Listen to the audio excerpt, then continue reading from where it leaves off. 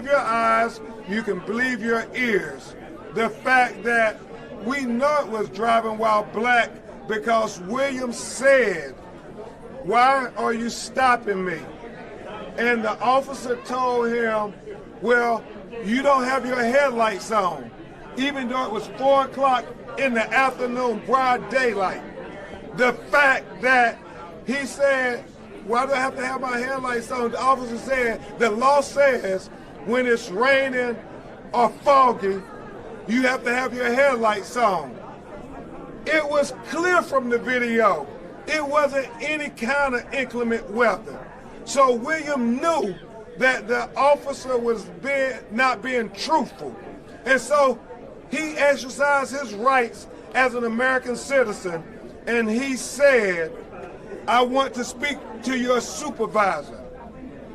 He had what Attorney Daniels and I have articulated as a 21st century Rosa Parks moment.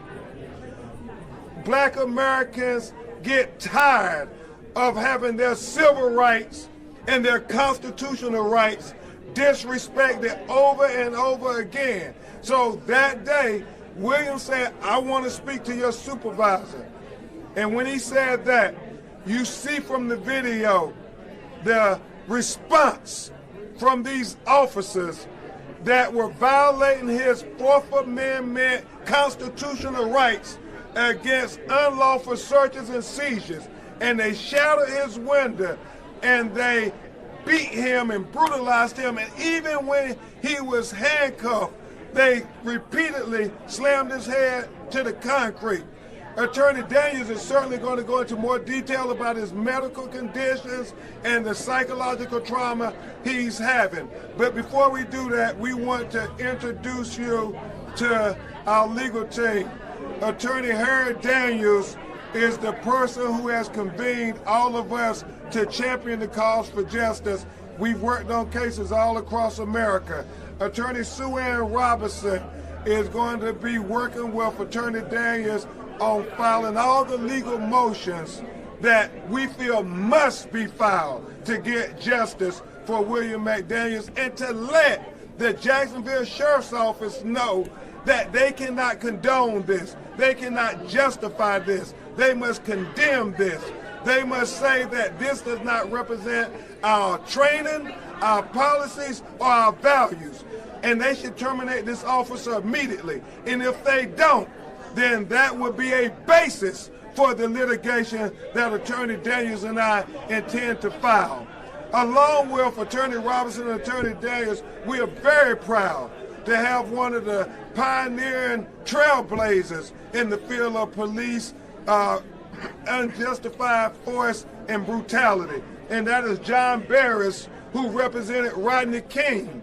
And Attorney Daniels is going to tell you why we feel that is so significant as well.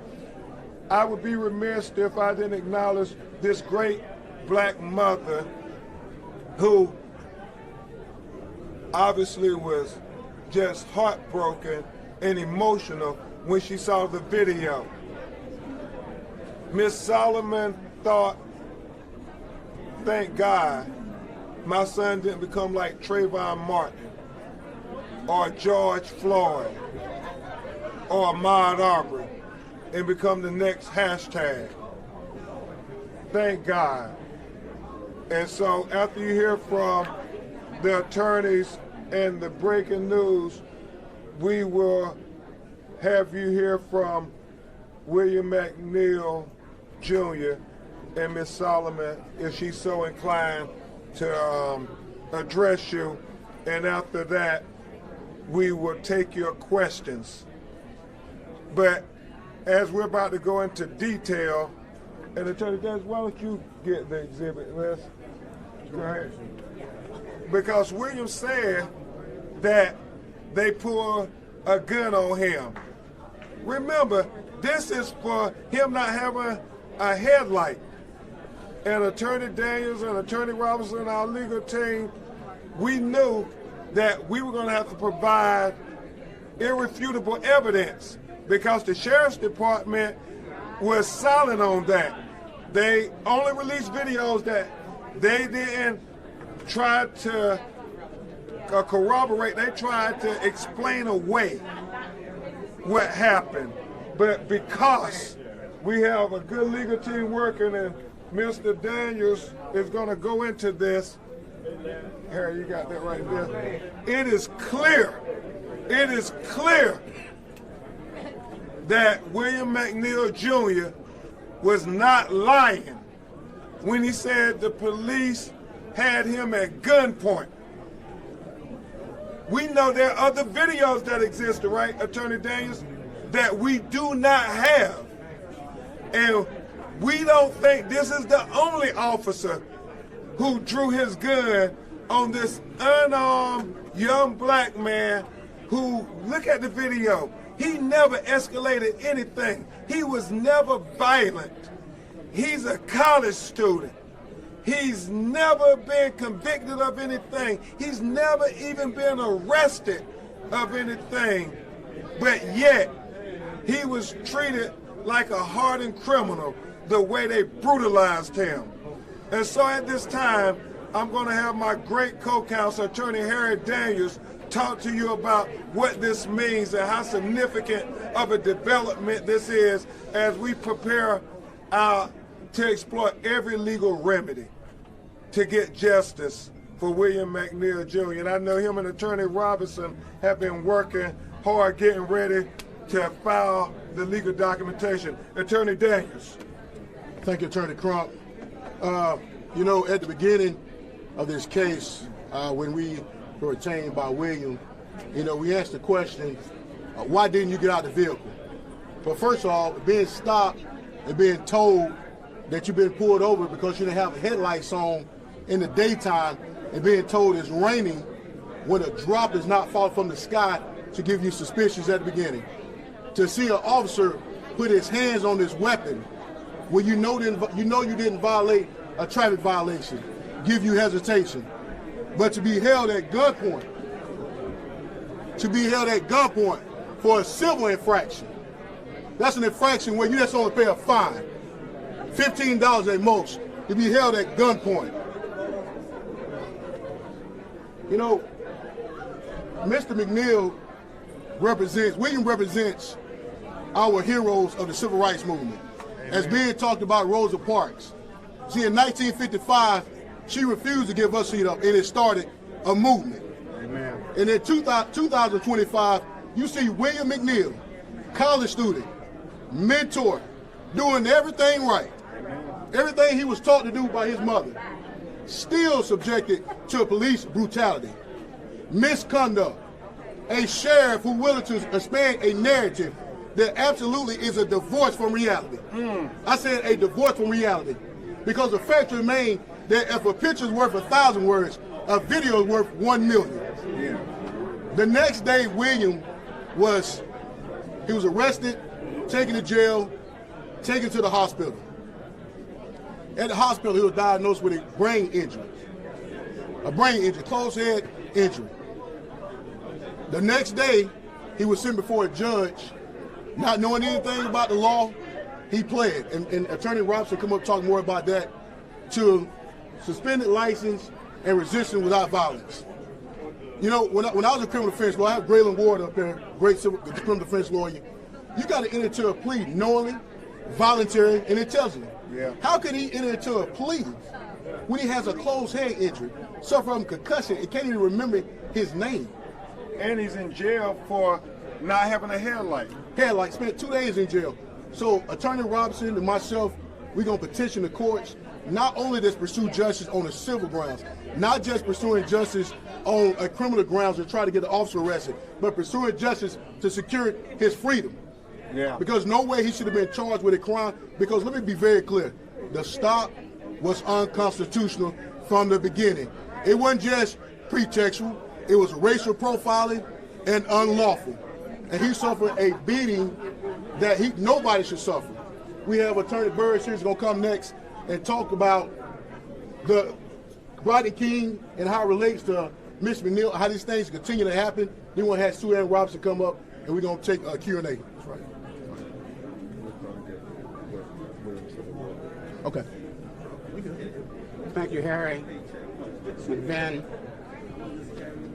When I saw the video, I was in California at the time. I saw it and I said to myself, this reminds me very clearly of what happened to Rodney King. It was a traffic accident, a minor traffic accident that led to someone being severely beaten. And when you watch what happens, he's pulled out of the car, and then you see officers pounding on him. And when you see that, you said, what the hell what did he do to justify that? And the answer is nothing. Nothing. And so I see this as probably indicative of a pattern that exists within the department itself, because these officers knew that there were cameras there. And they did this notwithstanding the cameras, which suggested that they didn't feel there was any repercussions that would flow from it. And that's a very important part that we will look at to see whether or not this is just reflective of how they treat black people, period. Because in the end, racial profiling is something that can be used to stop people without probable cause, without reasonable suspicion. You do it because you're black. You find a reason once you stop them to see if there's some basis you can say, you can articulate. It's pretextual. Mm-hmm. That's what we have here, a pretext for the stop. The fog, the rain, you don't have your seatbelt on, none of that was true at the time. So this is a case that clearly should be focused in on why did you do what you did and what basis did you have to do it, and ultimately the damages that were caused. This is, in many ways, it's like you're riding down the street and you're minding your own business, and next thing you know, you stop, talked about it in a bad way, pulled out of the car, and stomped. That should not happen, and there's no justification for it. And so the video camera shows all that, but from my point of view, we should not forget that the issue that happened with Rodney King in 1994, or 91 it happened, I tried the case in 94, but that conduct is ongoing, and that conduct happened in this case. And so that's what we're concerned about, is the ongoing effort of beating people for traffic offenses when there's no basis for it. And that happened here to young Mr. McNeil, but he's not the only person. We can always worry about our collateral damage that happens. This is certainly a collateral damage that's taken place here from a minor traffic offense that's led to a person being beaten up, taken to jail. We've already talked about the criminal case. That's nonsense. Nobody pleads guilty and should plead guilty without a lawyer present, and that they allowed that to take place. So I think that we're going to be on this case and looking at it, and keep in mind, when you saw Rodney King and you see this, what you're really seeing is a continuation of almost 35 years of brutality that does occur in police cases after the black community. My Lord. And that's why the National Bar is addressing this at our Centennial Convention. Before Attorney Sue Ann Robinson comes to address you, and I think it's appropriate that her and Attorney Daniels and our lawyers are working to try to exonerate completely William McNeil. We were notified, Attorney Daniels, Attorney Robinson, and I, that Jacksonville Police Department, Sheriff's Office, in the last 3 years cited 78 people for driving without their headlights, even though those citizens disputed that they even needed their headlights.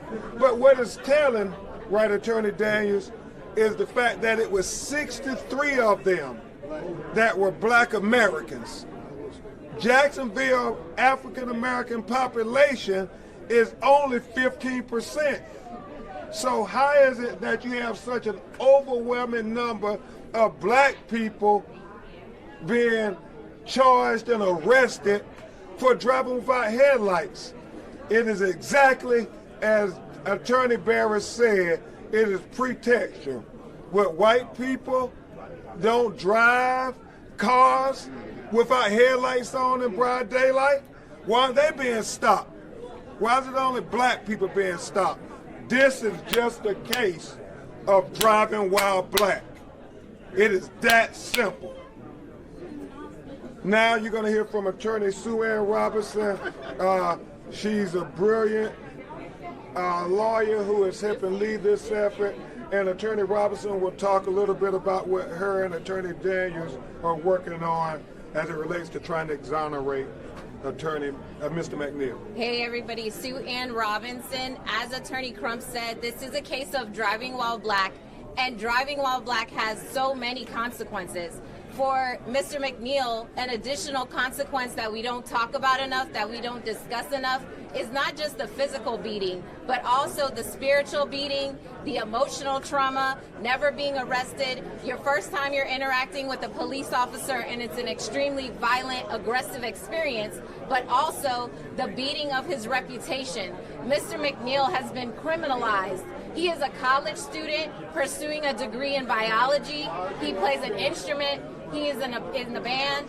He's a beautiful son. He's a beautiful person who was charged. He was criminalized because these officers were looking for a reason to justify their over-aggressiveness on the scene. So he now has a criminal record for no reason other than these officers trying to justify their excuses for being overly brutal on the scene.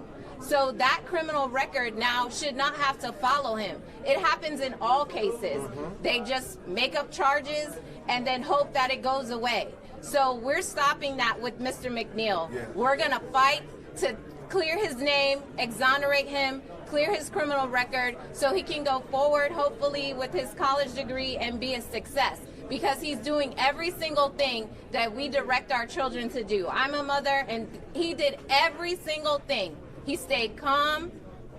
He clearly communicated what he needed. He asked why he was stopped. He showed his hands. He gave his documentation. We have to train our children how to interact with trained police officers. Civilians have to train themselves on how to de-escalate situations, and that needs to stop. The police officers have to learn how to interact with the civilians that they are paid to protect and to serve. Thank you very much, Attorney Robinson. And before Attorney Daniels and I take some of your questions, we think it's very important that you hear from William McNeil Jr. No. All I want to say is that that day I was telling the truth. From the evidence in the picture, I was being held at gunpoint, and I didn't feel safe. That's pretty much it. So. What do you I know Attorney Daniels and I, since it's an ongoing legal matter, we're probably going to answer most of the questions.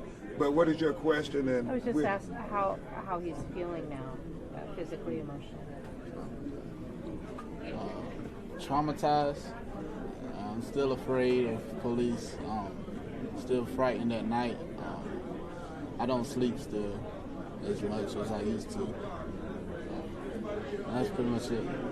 And can you imagine being arrested for doing nothing wrong, having your tooth broken, that is still broken even to this day, having 10, 12 stitches put in your lip, having a concussion, and then being put back in jail, and then being taken before a court.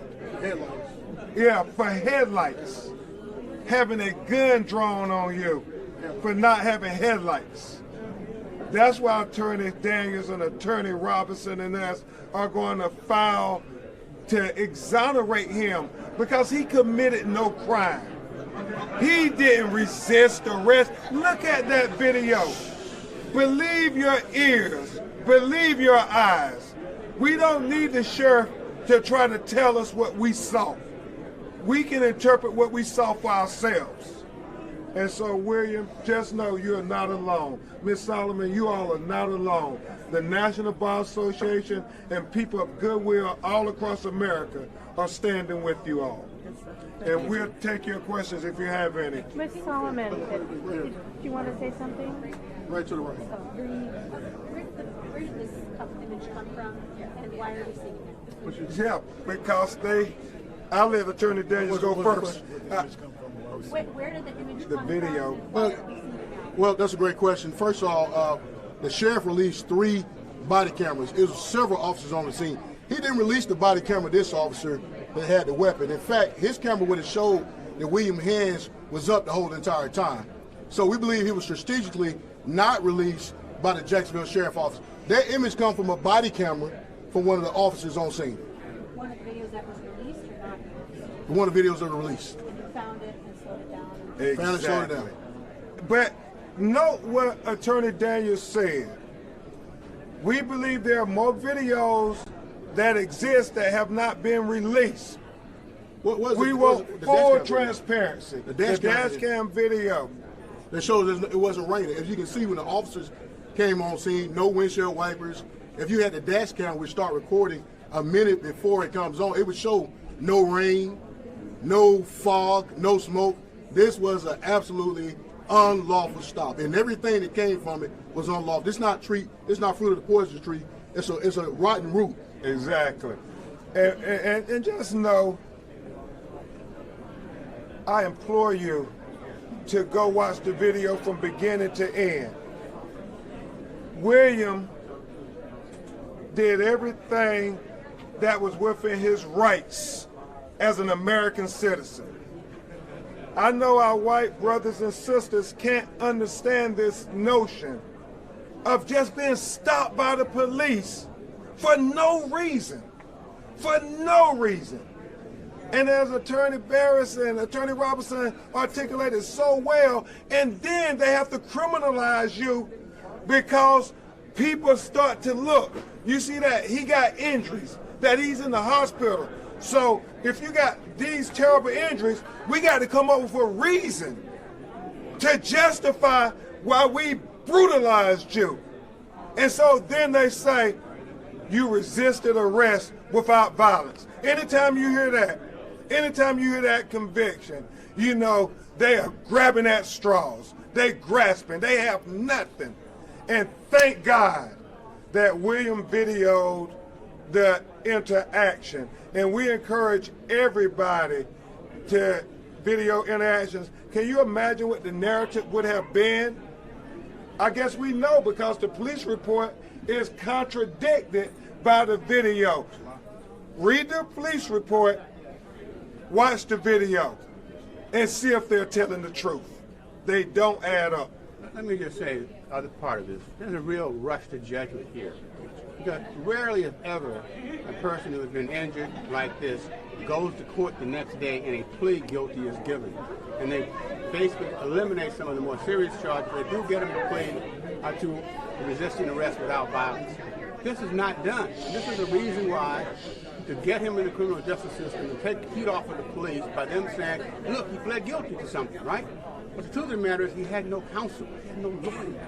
And to allow somebody to do that, recognizing that these are serious consequences beyond just pleading guilty, because the consequences are you have a record now.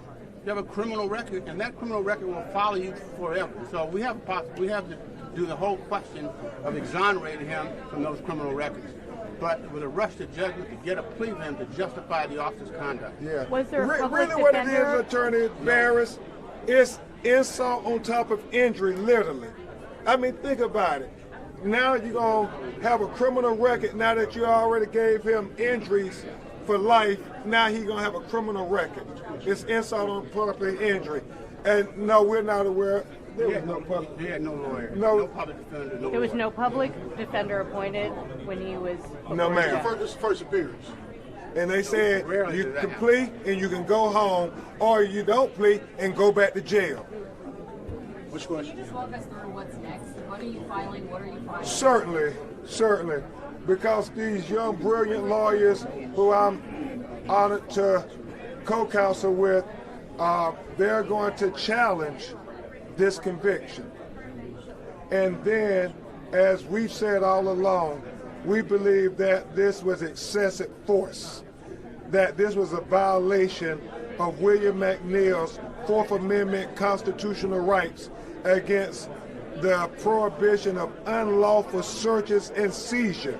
There is no question that William was not free to go. He was seized at that moment. And why was he seized? Because they claimed he didn't have his headlights on because it was raining. Look at the video of all the other sheriff's deputy cars who came on the scene. None of them had their headlights on. This was driving while black. I don't know if Attorney James or Attorney Robinson. All right. We want them to be terminated and prosecuted. So the next steps, obviously, come up, Attorney Robinson. We have given notice over to the state of Florida, as well as pursue the appeal his conviction. Let me be very clear. This is not just a one-off with one officer. It was multiple officers. And I stated before, the citizens of Jacksonville, Duval County, we believe they're under siege. You know, I've been saying this over and over. You know, it has come to light in a national way that Jacksonville JSO is allowed to investigate themselves. Attorney Crump, if I can investigate myself, I'm not going to find any wrongdoing. Never. Out of all the cases, you can look. I beg your employee to go look at their use of forces. Every use of force has been non-sustained, which saying that it didn't happen. That's a major metropolitan city. That is impossible. Attorney Crump has told you about these stops with the headlights on.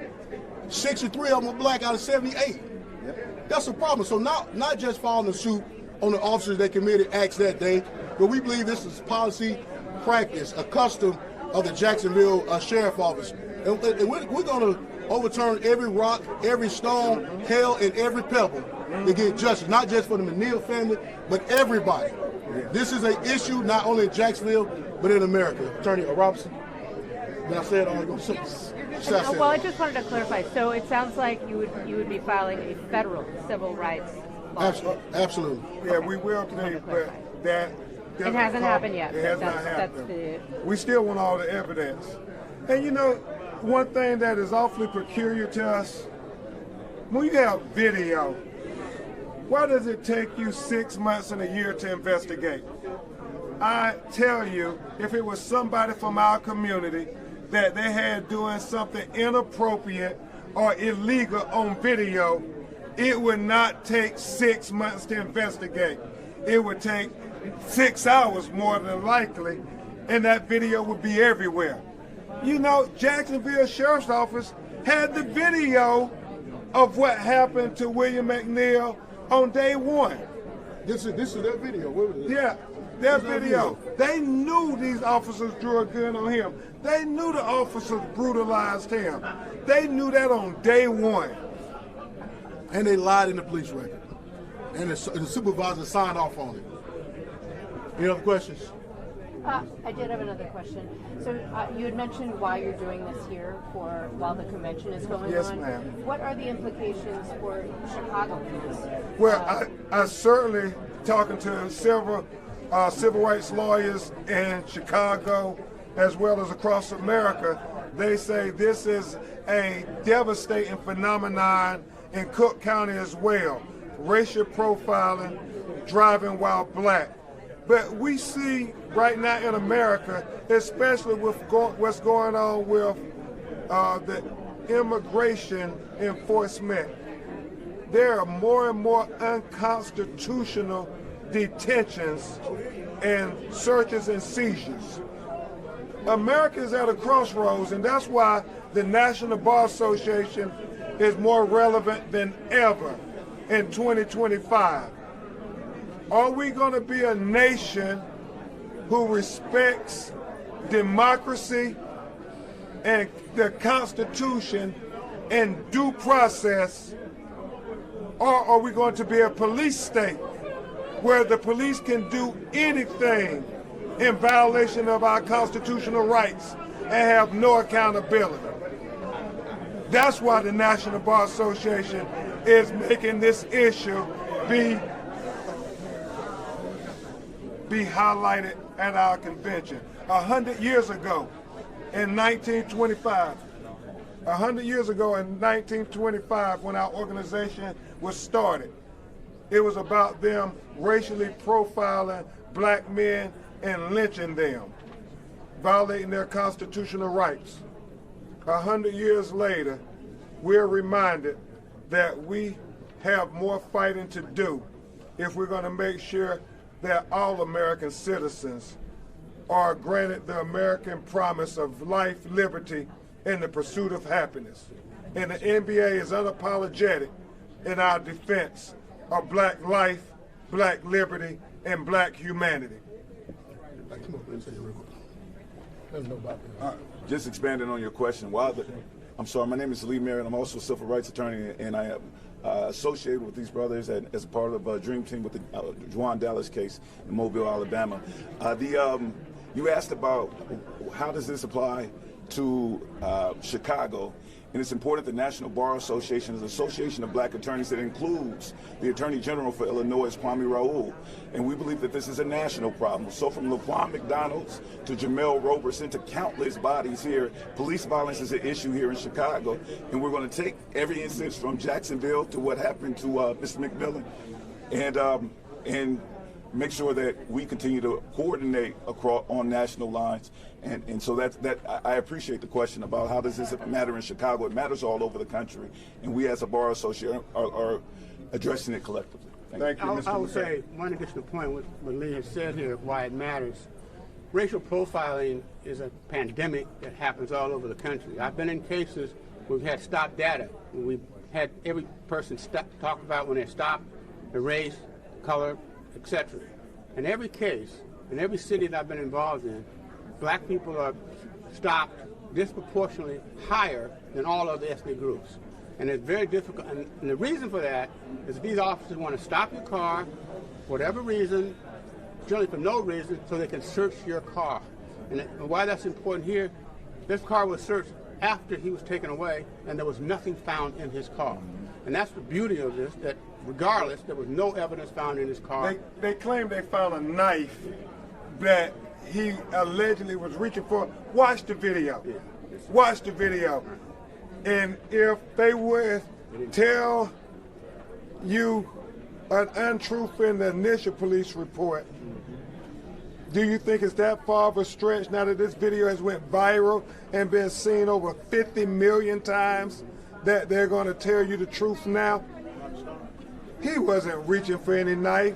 Again, they have to justify the brutality, because if they can't, they know it's going to be hell to pay, and it's going to be bought by these great civil rights lawyers.